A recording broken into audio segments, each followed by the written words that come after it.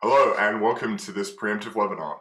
Today we're going to be doing a bit of an industry breakdown and looking at how you can help to prevent .NET vulnerabilities. Security is a primary concern for developers as they seek to create applications that perform consistently and provide a high level of value to end users as well as internal operations. The .NET framework combines multiple layers of security measures and code security options as well as threat modeling and fuzzing, but you have to manage this in a proper fashion. .NET is generally recognized to be more secure than languages and frameworks such as C++, because it's type safe, there's bound checking and garbage collection, which prevent common programming errors that can lead to memory corruption. However, since .NET was first designed, attacks have evolved significantly, presenting a new challenge to developers. Most developers are simply unable to keep up with the risks that face their applications, especially during runtime. Serious vulnerabilities in .NET applications were found in 2% more applications in September to October of 2021 than compared to July and August of 2021. And this growth represents a 23% increase in risk driven by an increase in broken access control and cross-site scripting vulnerabilities. These two vulnerabilities drove the increased prevalence of serious vulnerabilities within .NET applications in Q4, as noted in the report. And from this annual report, it's clear that the risk for .NET vulnerabilities is continuing to grow, especially for web-based applications. But that doesn't preclude desktop or mobile applications. Organizations looking to secure their .NET framework need to work quickly. With the expanding cyber attack surface, the risk to businesses is expanding on a daily basis.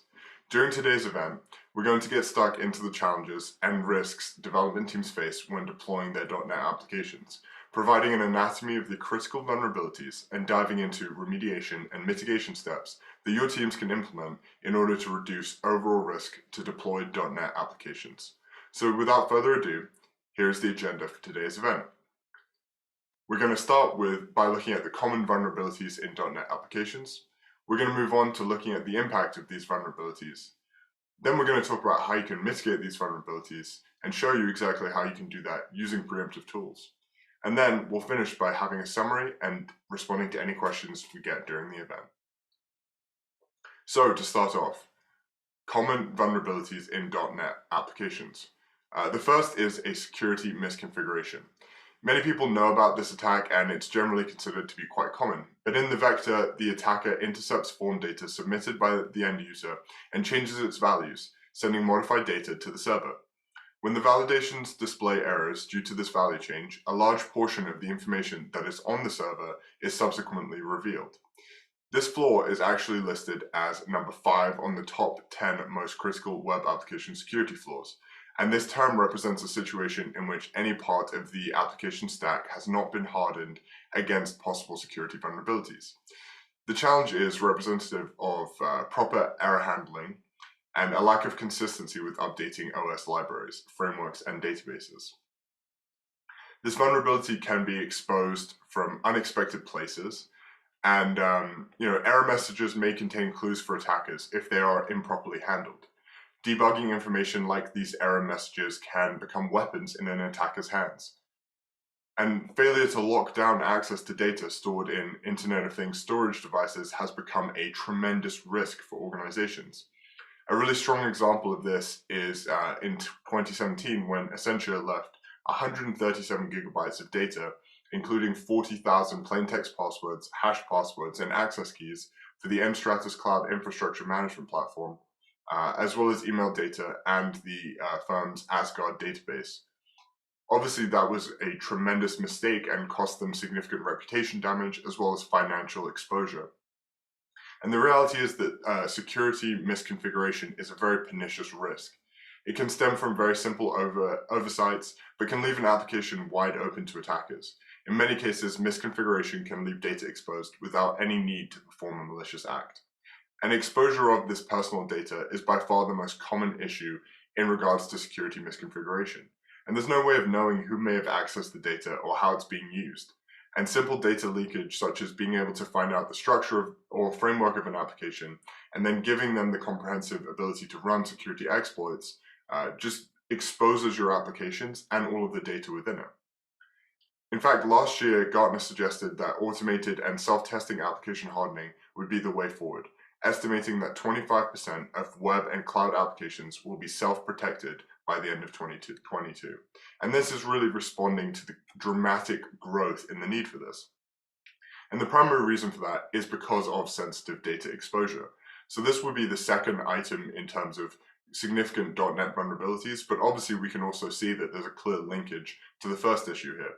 Sensitive data includes any type of personally identifiable information, from social security numbers to banking information or login credentials.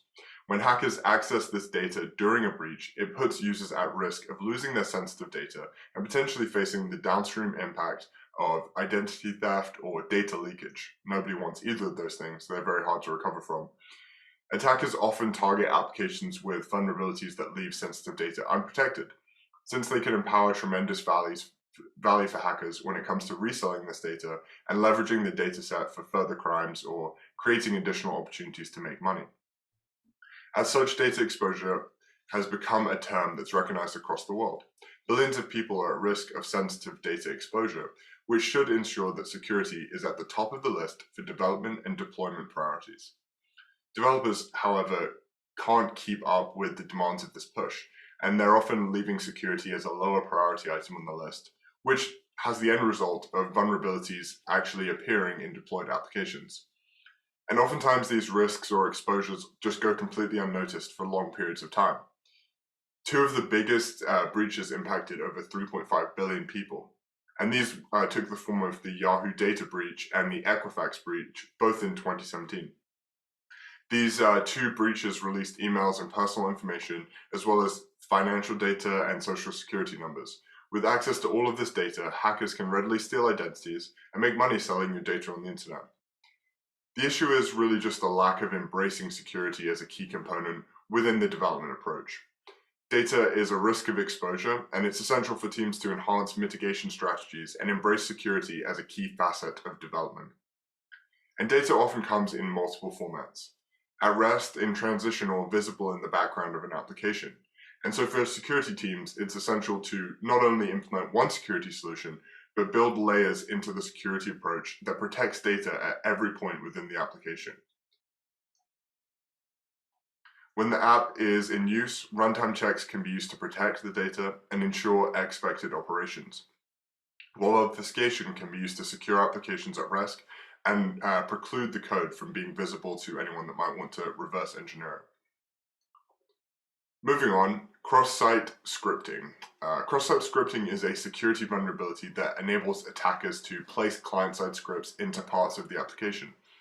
When a user loads the affected element, the attacker scripts will run, enabling the attacker to steal cookies and session tokens. They can then change the contents of the page or redirect the user to another page, and the downstream risks of this are negative. It enables hackers to capture user inputs or login data and then access user data for other exploits or sales. On a basic level, cross-site scripting works by tricking your application into inserting a script tag and adding an on-event tag, and this is clearly a problematic issue. Developers have to be cognizant of how they use data within applications, ensuring to avoid putting untrusted data in inputs, as well as ensuring any unsecured data is encoded. The vulnerability functions by manipulating a vulnerable component and returning malicious JavaScript to the users. An attacker can fully compromise the interaction with the application. The vast majority of cross-site scripting vulnerabilities can, however, be found quickly and easily using application scanning to identify potential weaknesses. But this is not something only remediated by scanning earlier in the development process. There are a myriad of methods to prevent cross-site scripting attacks. By using obfuscation, it can be made difficult to effectively identify how to deploy a cross-site scripting attack. With effective cross-site scripting attacks, this method can be used for things like privilege escalation and then executing code on the server. Depending on the severity of the attack, it can have extensive consequences for a business, its relationship, and reputation in general. One of the more recent examples of this led to a prolific negative outcome and has largely stayed with the brand even after restitution. In 2019, Fortnite, the popular online game, became a victim of cross-site scripting.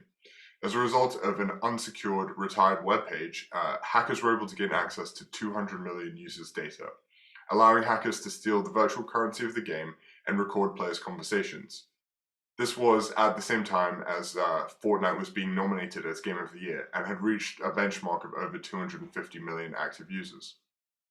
So of course we can see that applications that are popular and used by a broad base become a key target for hackers. And this is exactly why it's essential to layer on security, especially if your application is experiencing a growth trend, or is something that you rely on as a critical function within your business's operations.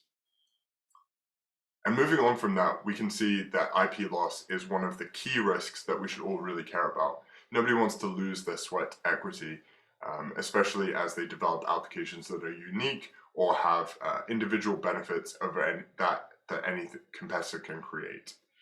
And one of the main reasons that companies consider obfuscation is because of the tremendous risk that comes from poor application security or a lack of layered security in general. Development teams are highly afraid of their code being reverse engineered and enabling competitors to steal their unique application composition and tailor theirs to match. So when companies consider theft risk, they're usually analyzing risks to their physical assets. But in the digital realm, organizations care more about the intellectual property or underlying creations that support the unique value of the applications and patents. IP can be broken down into trade secrets, development processes, algorithms, or unique structure. In collection, organizations face significant risk within the digital space, and it is of paramount importance to make it less easy to access this data and preclude hackers from gaining additional functionality within the application or just even seeing how it works. But IP losses are not just purely data-based. Companies face significant losses as a direct result of IP theft. The Commission on the Theft of American Intellectual Property estimates the annual costs from IP losses range from $225 billion to $600 billion. One caveat is that IP loss is different from other types of loss. There is no insurance or ability to recoup the losses of stolen IP. It can't be cancelled out, and IP infringement may rob a company of revenue and put downward pressure on prices and the ability to sell software. IP theft is incredibly impactful. One example is American Superconductor, a US-based provider of clean energy solutions. In 2011, their largest customer, Sonovel, ignored a contract and refused to pay millions of dollars it owed, since they had obtained the source code for all of the electronic components and were now able to install a pirated version of the operating system into wind turbines. The violation of the IP rights and loss of revenue from this customer reduced American Superconductor's annual revenue by $100 million per year, and this was a recurring cost since now this IP is just easily accessible and all of their competitors have it. There was no ability for them to recover the goods, and the only recourse was legal war to block the thief from leveraging what they'd stolen. A recent US Congress Joint Economic Committee report stated, "Innovation drives economic growth and job creation. Protection of IP through patents, trademarks, and copyrights is critical to ensuring that firms pursue innovation. Counterfeiting and piracy erode the returns on innovation and slow economic growth because of their negative impacts on companies, consumers, and governments." Well, the reality is this is true, but no one's going to protect you from IP theft, so you have to make sure that you protect yourself.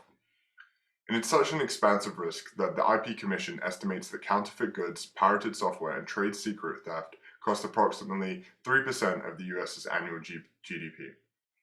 Innovation is vital for commercial success, and research and development requires considerable investment of resources. In fact, many companies that are on this webinar right now spend millions of dollars annually to expand their software platforms and create more effective performance for process-based applications. A recent survey found by Networks identified that 34% of application developers are losing IP as a result of privilege abuse.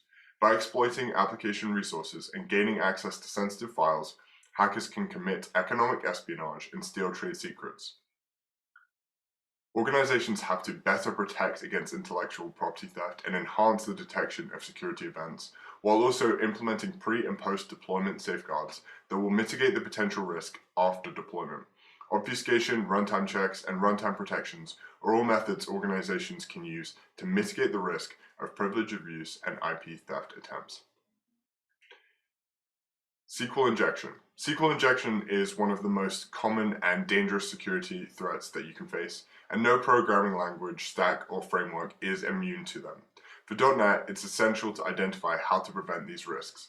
SQL injection is when an ill-intended actor injects excerpts of SQL code into your application, and this is accomplished through existing vulnerabilities in your application, and this element interacts with your app and places external data to take advantage of your application's functionality.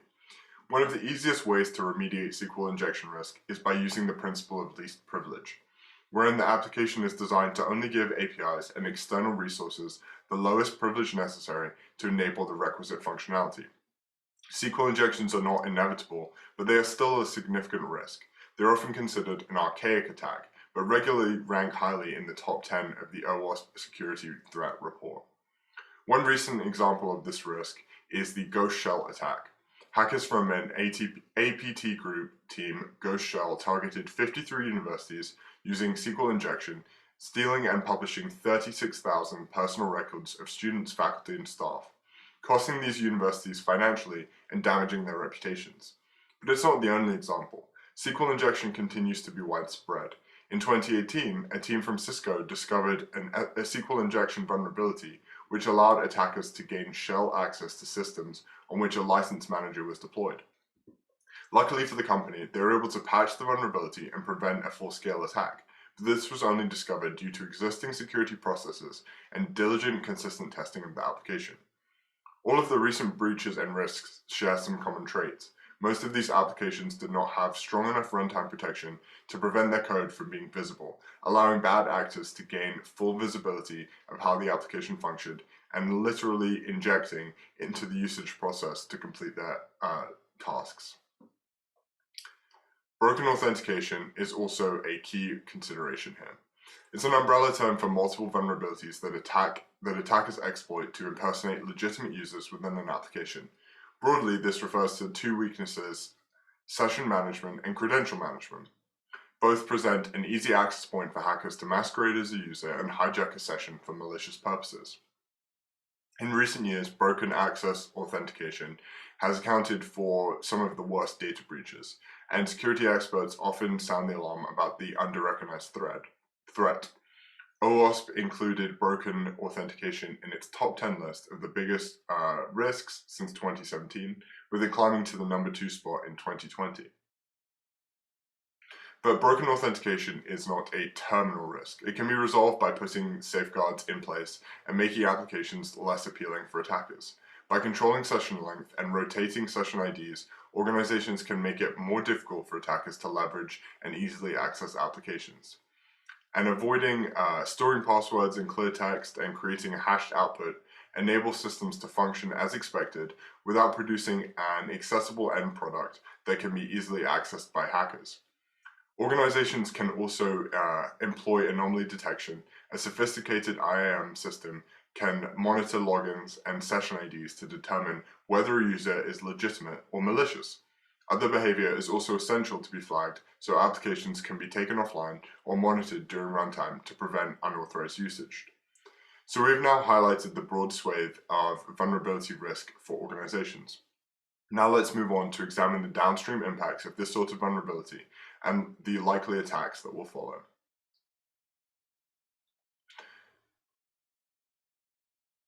The average application has more than 10 vulnerabilities, and cybercriminals know that these vulnerabilities are common. They constantly probe apps to identify potential vulnerabilities, exploring code, and searching for opportunities to attack. Research shows that the average application received over 13,000 attacks per month after deployment. But successful applications can impact business in multiple ways, from disrupting operations to critical data theft and ransom to brand degradation. An application attack consists of cybercriminals gaining access to unauthorized areas of the application. Attackers will start with a basic look at the application layer and then hunt for vulnerabilities within the code. .NET happens to be one of the most targeted frameworks because it provides many access points for potential attackers. On average, it takes 206 days for organizations to identify a security breach in the USA. And breaches that are identified in 100 days cost 5.9 million to companies, while a breach that takes longer to identify can cost upwards of 8.7 million. This challenge causes a growing impact in breaches that are left unprotected or unidentified. For organizations, this presents a critical risk. Vulnerabilities become consistently more expensive. Companies have to put key protocols in place to ensure that applications are not constantly at risk. 3/4 of applications produced by software vendors fail to meet the requirements of the OWASP Top 10, according to a recent industry report. Companies typically prioritize exploit management through a threat modeling and scoring approach. The impact of this vulnerability is related to the business process, so vulnerabilities are related back to the impact of the business process.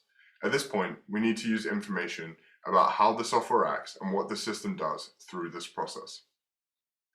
A hypothetical example of the downstream impacts of these vulnerabilities was created by the Royal Holloway research team. In the example they use, the software of a premium insurance subsystem, which includes a bug that opens a backdoor and enables an attacker to change the beneficiary of the payment of a pension within the pension scheme. The impact of these vulnerabilities is related to the business process, so we need to relate the discovered vulnerability back to the impact of the business process. In this functionality change, beneficiaries are entered by staff of the Policy Administration Department via the subsystem. Access to the functionality is restricted to a few employees, and these changes can only be validated if the changes are approved by another staff member. However, by including a backdoor in the software of the system, a fraudulent user is able to retrieve a shell and enter beneficiary data without proper authentication and without the secondary validation step. But this can only be enabled by attackers having visibility to the functionality of the application, operability, and understanding the structure of the system. Without ability to see these internal elements, it is significantly more difficult to find and leverage vulnerabilities. But if we take this example, at the extreme ends, an attacker has the ability to change the beneficiary. The impact could simply be extraordinary. It would be considered a high impact rating for a business, with potential losses of between $1 and $20 million. Depending on the structure of the pension scheme, these losses could also go unseen for long periods of time, and this vulnerability would not present an immediately visible output that would create red flags. The attacker could essentially trick the system into believing that they're a user with the credentials needed. Clearly, this risk is just the tip of the iceberg. In this scenario, the organization would have lost a significant amount of money and invariably face a significant reputation damage. Most people would not want to invest in a pension option that carries this level of risk or uncertainty. But this is not an isolated case by any means. It is a constant risk organizations are facing across all verticals, whether it regards personal identifiable information or tacit access to the underlying values provided by the business. So let's expand from this example and look more holistically at the total impact of these vulnerabilities on .NET applications. There's a reason 1Password, Google, and other top software companies pay over $100,000 for researchers that find vulnerabilities in their tools. The bug bounty market is rapidly growing, and the entire organizations exist geared around identifying these vulnerabilities. A recent report found that 400 finance security professionals, the 400 finance security professionals surveyed, the financial service industry detects just 56% of incoming attacks, effectively managing 53% and only preventing 31%. It's clear that organizations have a limited ability to mitigate risk, and perhaps they're only using security testing or penetration testing.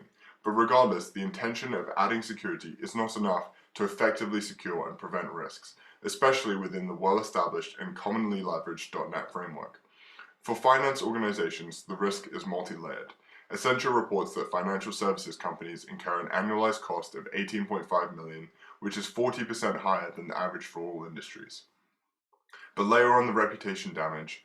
Security Magazine reports that 80% of customers will not continue to use a bank's services if their security information is compromised. Additionally, if a bank is hacked and the hacker executes transactions in the account holder's name, the FDIC will cover some losses, but if the FDIC finds that the bank is not properly following security regulations, the bank can face significant penalties. It's not isolated to banking though. The average cost for all industries incurred by security risk is about 13 million. In fact, a Verizon report showed that it only takes a few minutes to compromise most systems, with only 3% of organizations finding the compromise quickly enough to prevent data leakage. In fact, an earlier Ponemon report found that it takes 206 days on average for organizations to identify such a breach. Vulnerabilities are much fun, that's clear, but no existing testing protocol can guarantee security. Even the best SAST, DAST, and IS tools fail to find all vulnerabilities or demonstrate false positives. In fact, a 2021 study in the Computer and Security Journal found that the most effective method of SAST testing is to combine multiple tools. While there are defects that these testing formats excel at uncovering, and their value is significantly undervalued, these testing processes still have their limitations and can still result in vulnerabilities reaching production and deployment. And that's why you have to invest in in-app security. That's where Obfuscator comes in. Having an additional layered approach that clinks to the deployed application helps to ensure that any unidentified vulnerabilities are hidden, reducing the likelihood of hackers identifying and leveraging them. Combined with this obfuscation, protects your IP, concealing the framework and the structure of your application from any corporate spying, keeping your app safe and ensuring your competitors can't steal your sweat equity. With that said, to tie up this conversation, let's introduce John Bronner. John is the Senior Solutions Engineer for PreEmptive Solutions. John has an extensive background in the industry, working with PreEmptive for almost 16 years, and he's helped organizations of all sizes across verticals improve the way they obfuscate and build out enhanced security processes. With that said, John will be walking us through a demonstration of how to set up obfuscation and runtime protection for your .NET applications. Thank you, Alex. For most of the major programming languages in use today, there are decompilers and or disassemblers available. Interpreted languages have code formatters to undo minified code. And on top of that, there are debuggers and other similar tools leveraged by hackers. Many of these tools are free, several are open source. And when deploying our app to an unsecured environment, be it cloud, mobile device, desktop, browser, it can be almost the equivalent of handing out our source code if we don't take the appropriate steps. As Alex mentioned, in the hands of a hacker or perhaps an unscrupulous, unsavory competitor, there's a number of horrible things that can be done with nothing more than the deployed binaries. Everything from stealing your intellectual property or trade secrets to bypassing software checks like logins or license key checks. Let's take a quick minute to walk through our demo app called PingUtil. In order to use any of the features or functionality, I must first activate the product.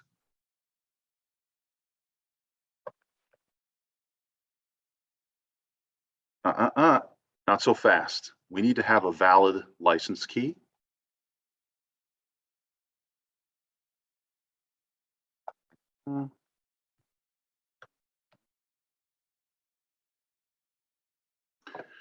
Okay, after successfully activating our product, I can use PingUtility and all its functionality.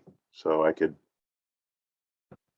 set my endpoint, pick my favorite endpoint here, set a friendly name.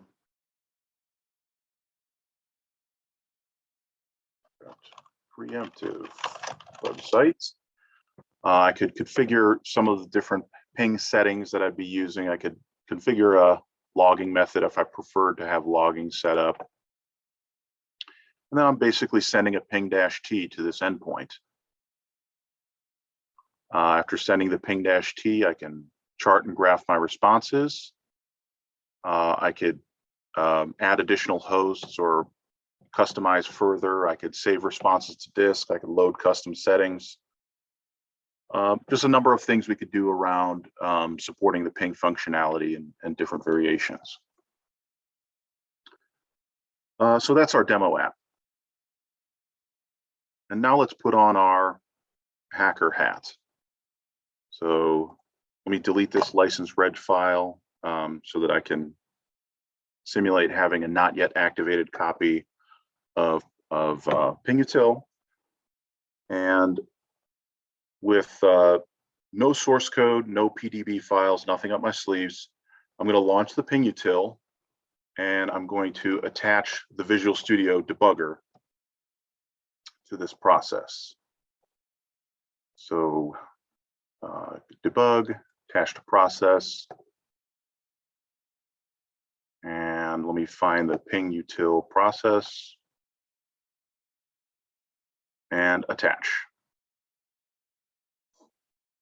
So after attaching the debugger, I could instantly see which DLLs are loaded into memory. And even though I don't actually have the source code or the PDB files, the debug files associated with this, I can actually pause the debugger.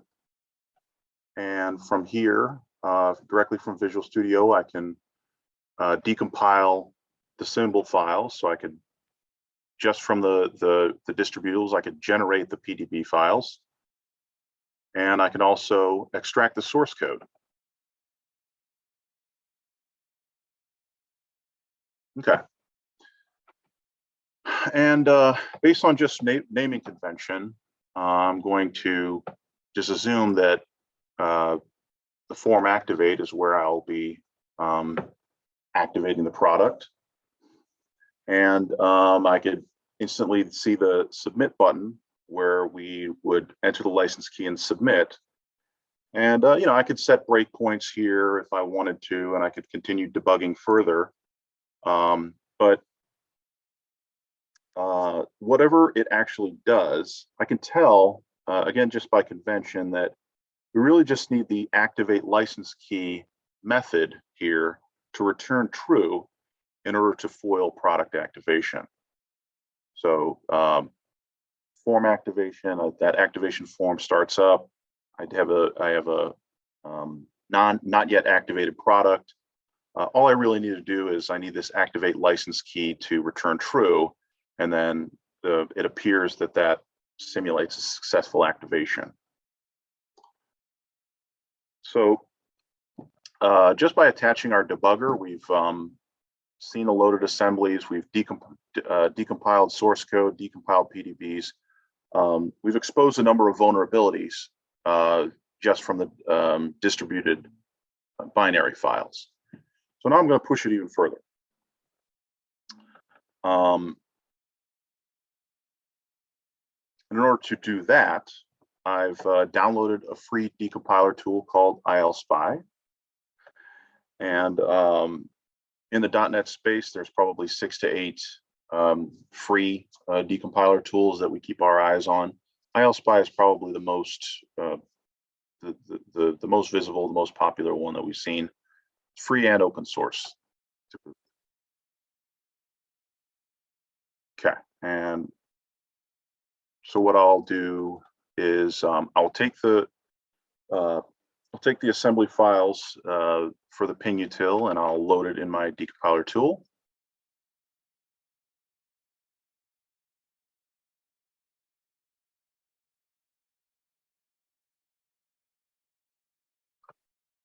Okay.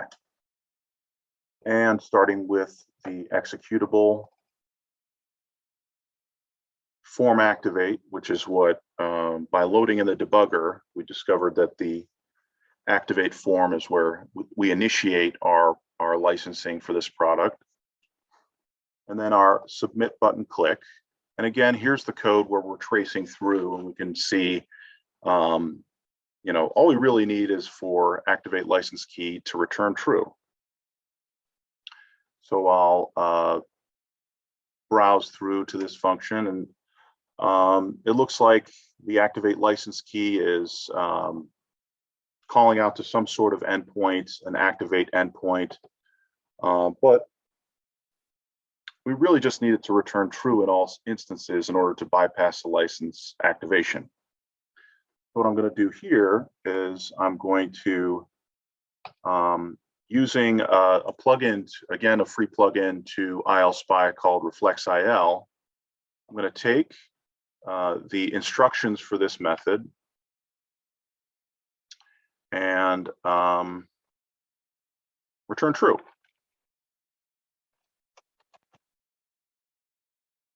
Recompile, hit OK. And so what I've effectively done here is I replace all these instructions, blah, blah, blah, don't care what they're doing, calling to an endpoint to actually validate authentication or validate activation based on presumably a database of real license keys on the back end. All I've really done is I've pushed LDHC instruction 1 onto the stack, and then I'll return that 1 when activate license key is called. Okay. And then the next thing I'll do is I'll save this out as a patched version of the licensing DLL. Okay. Delete this DLL out and spoof the patched DLL. All right. So now let me launch the ping util. Again, I need to activate the product of this license key. Click submit. And because I just stubbed out that activate license method, it tells me, yes, you have successfully activated the product. So I can continue about using the product, initiating the ping functionality, setting my favorite endpoint, and using all the features and functionality of this app. So yeah, by doing this type of decompilation and tampering, I was able to continue with product activation without a valid license key. And again, with relatively little effort, not a lot of skill, and a free tool called ILSpy, we were able to pick apart and compromise this app. We discovered the homegrown license activation mechanism and activated without the valid license key. This is a desktop app, but we would need to make similar considerations if our client side was deployed to device or browser. And also, we would, if we did have server-side components that were in the cloud, so again, an unsecured environment, or perhaps we're creating a full turnkey solution that we would just ship the whole server and client side to the clients, to our customers. That would again be a consideration as well. All right, so to protect this application, I've installed PreEmptive's Obfuscator for .NET. Obfuscator does have a command line interface, a standalone GUI, custom MS build task, and direct project file integration. In this case, I've loaded my assemblies in the Obfuscator interface. All right, for my initial Obfuscator build, I'll enable only the tamper check and debug check. I've added debug and tamper checks that trigger at different points in the app's lifecycle. So we can add as many debug checks, tamper checks as we would like. We can add them to the different assemblies, and we can have them trigger at different times in the app's execution. And I've also configured custom responses for each of these checks. So in the case we are being debugged, we'll see this in a minute here. We're calling to a custom method. In this case, I've called validate runtime for my debug check. And for tamper check, I have a custom method called validate assembly.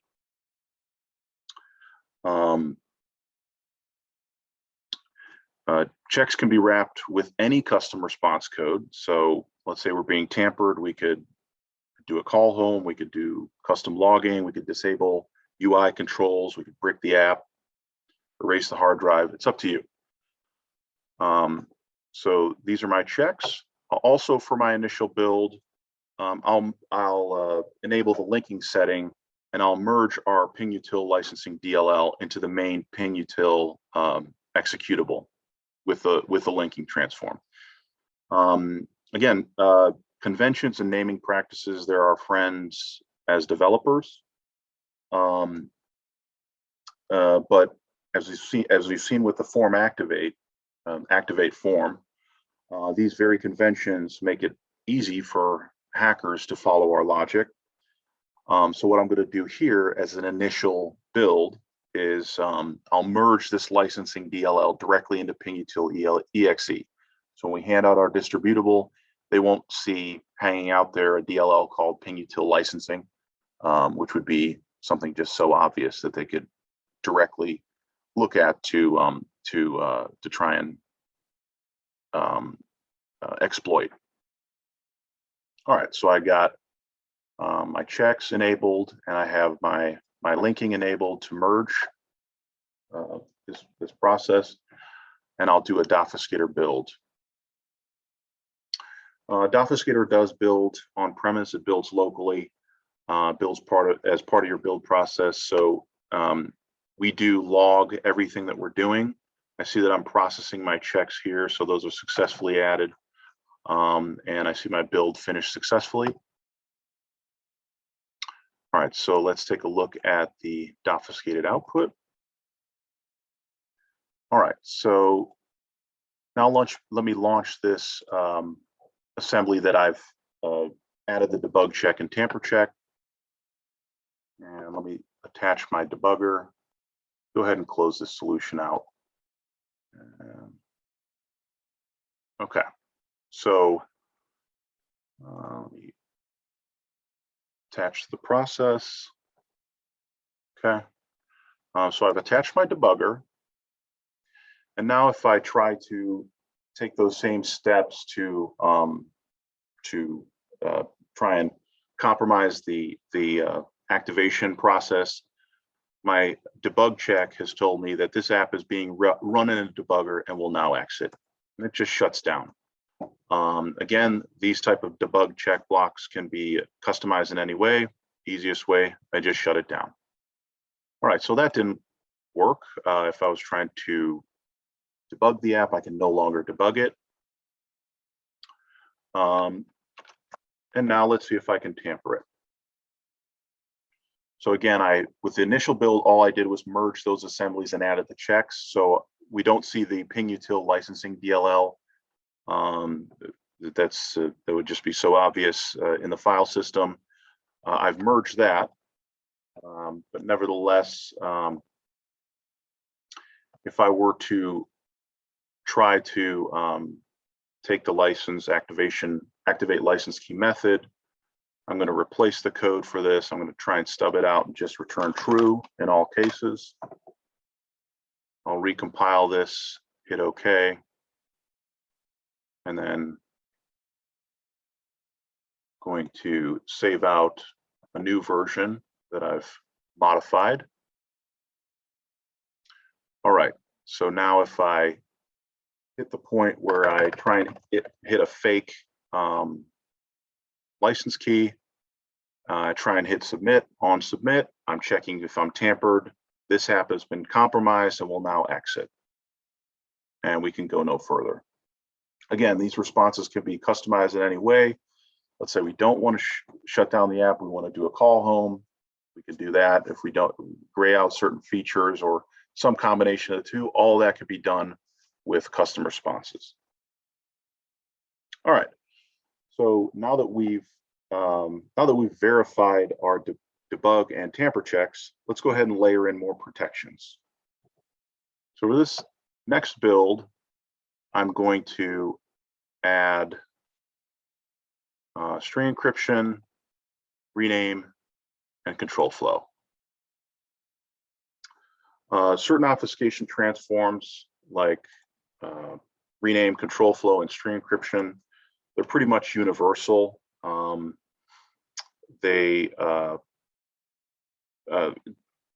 Others will work better in different contexts. So rename, string encryption, control flow, any type of app, mobile, desktop, web, we could use it.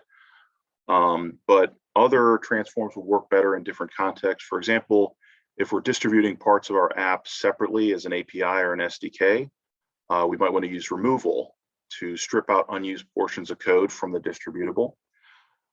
If we're deploying a mobile app, obviously we want a root check or a jailbreak check to see if we're running in unsecured environments our app is running those unsecured environments and respond accordingly.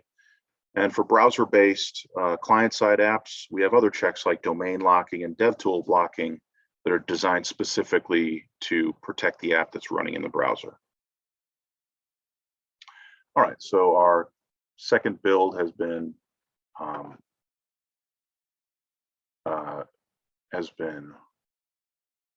run. So I've enabled stream encryption, rename, and control flow. And incidentally, with all these transforms, we have full control over which assemblies we add or remove from the process.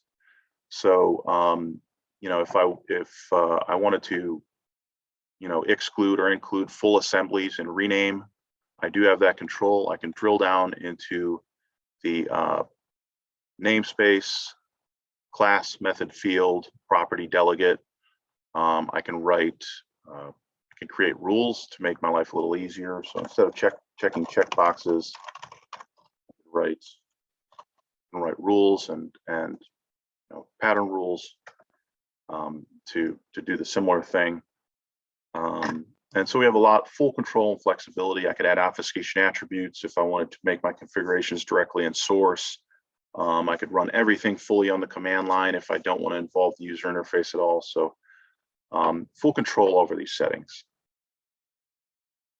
All right, so that's the build that's just completed. Clear the cache from the decompiler tool. And let me load my assembly files into the decompiler.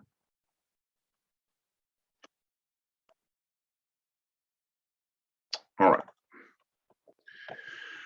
right, so now that my second build is finished, I can see that the identifiers have all been assigned meaningless names. So if I go through, I could see that none of these method names or function names have any conventions that I could follow if I'm trying to pick apart the app.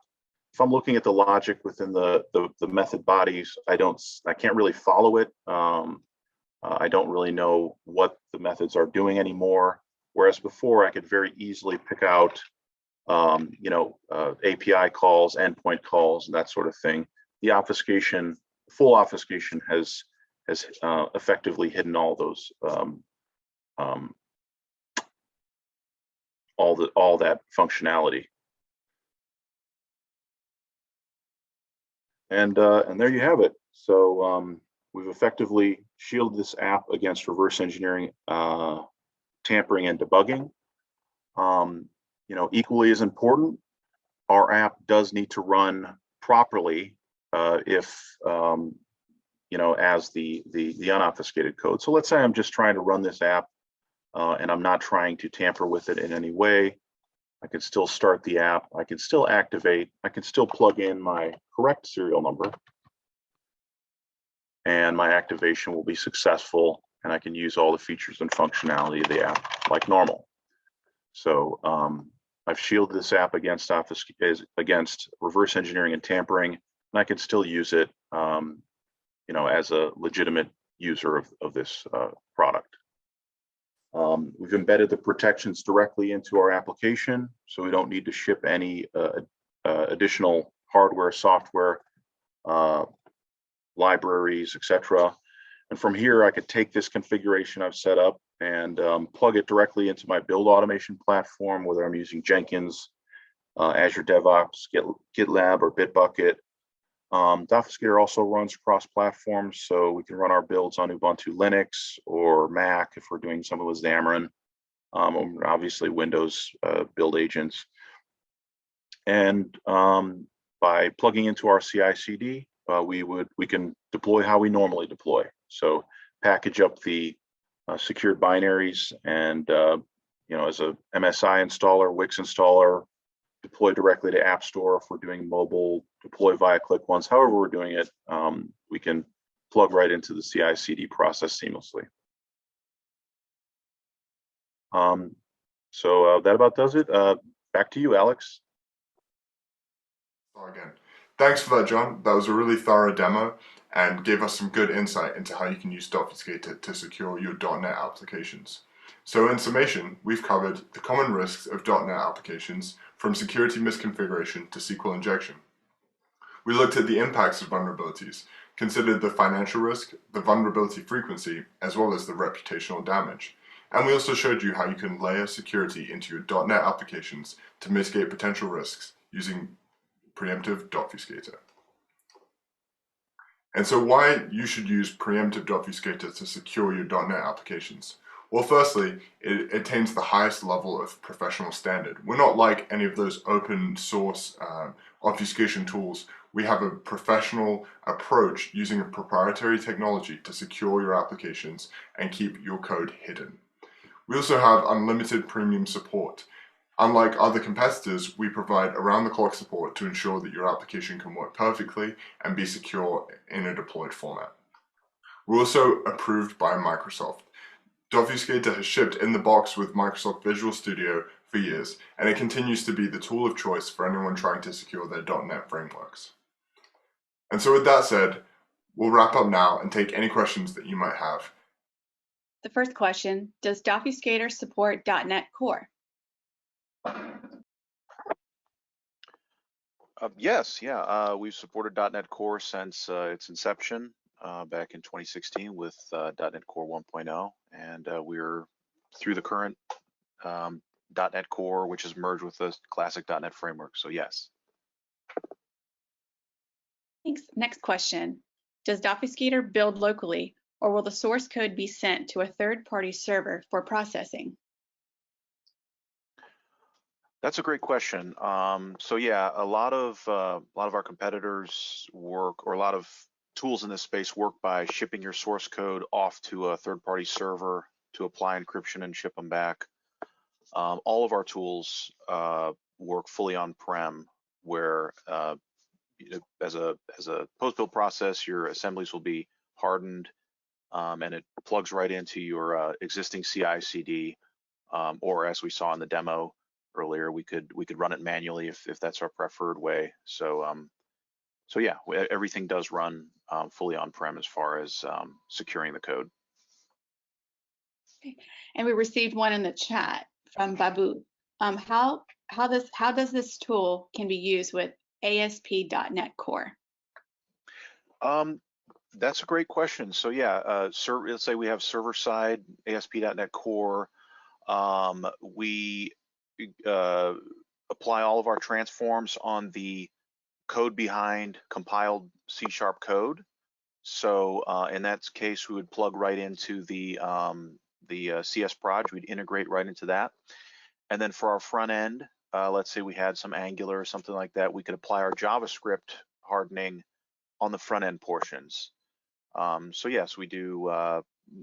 If you're building like a turnkey solution or something like that, we could protect the back end as well as the front end. Okay. We have another one from Brian. Do you do anything to detect SQL injection holes? We don't do like source code scanning or scanning for vulnerabilities, but where we kind of fit in is most of those types of attacks are initiated through reverse engineering. So let's say I'm snooping around and I'm reverse engineering your login box on the client side code. That would probably be how I would detect what APIs you're calling and stuff like that. So as far as initiating SQL injection attacks or cross-site scripting, that sort of thing, we wouldn't directly block that type of attack, but what we would do is we would prevent the hacker from reverse engineering to look at the source code and get a feel for how we're calling our APIs and that sort of stuff. So we're more of a preventing of the reverse engineering from that end of it. We have one from Carlos about executive applications. I say usually after obfuscation, the Windows defenders sometimes catch the executable as a virus. Will Obfuscator final composition produce this? That's a great question, and it's a we've had this happen in the past, and that would be something that we would consider something that we would fix. Usually, if it's not something to do with our signing, and maybe we haven't reapplied the signing of the assemblies properly, then that would be something that might trigger a virus scanner. But yeah, you should not be triggering virus scanners with obfuscated code, but you know, it has happened and we fix it. So Okay, and the last question, does Obfuscator work with F# apps? yes, yeah. So yeah, we work with a lot of financial institutions who prefer coding in F#, and yeah, we do support the F# language as well. Anything that compiles to MSIL will work with Obfuscator. Okay, we have another one from Brian. Do you have any methods of obfuscating code that needs to be able to be serialized out data? Yeah, so data serialization, there's two different approaches we could take to working with serializable objects and that sort of thing. So if we're obfuscating both the client and server side portions, or the consumer and the producer of the serialized object, as long as we're obfuscating both of those, then there's no issues. But let's say we're obfuscating just the client side that is, you know, producing the serializable object, then we would just make a configuration to make sure we don't obscure those names. Okay, we have one from Luca. Does preemptive obfuscate support WPF XAML code? Yes, yeah. So we've worked with XAML since the inception of WPF, and with .NET, that was what, .NET 4, or no, that was .NET 3, .NET 3.0.3.5. And so what we try to do is, because as we know, XAML is XML based format, and you know, that links up with the compiled .il code. What we try and do is we try and map the compiled MSIL to the XAML code, which is not compiled. It gets packaged as BAML. We try and do is match up the identifiers, and where we cannot match those identifiers, then we issue a warning and we don't apply the renames to those portions. So yes. Okay, at this time we have no further questions. And thank you for all your questions. Those are great questions. I appreciate it. Yes, thank you, John, for answering them. For sure. Okay, with that said, if we don't have any more questions, we'll be going ahead and ending the webinar. Thank you so much to everyone that joined today.